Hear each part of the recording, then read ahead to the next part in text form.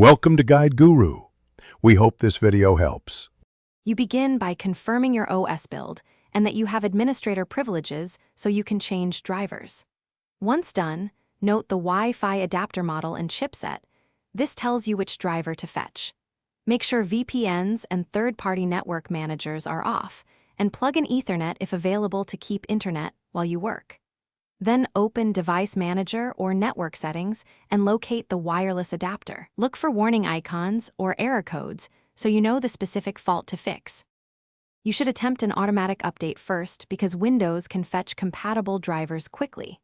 If that fails, manually download the exact OEM or chipset driver that matches your OS and architecture and check the digital signature before installing.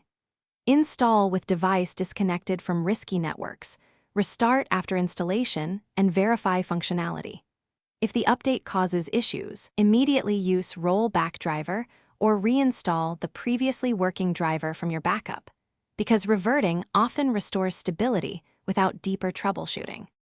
You now run advanced repairs. Reset the network stack with commands like netch-winsock reset and netch-int IP reset, then reboot to clear software corruption. Make sure BIOS or UEFI has wireless enabled and consider updating BIOS and motherboard chipset drivers if problems persist, because low-level incompatibilities can block adapters. Finally, test with a USB Wi-Fi dongle to isolate hardware failure. If it still fails, the key troubleshooting tip is to try a clean OS profile or temporary live USB, so you can separate driver versus hardware.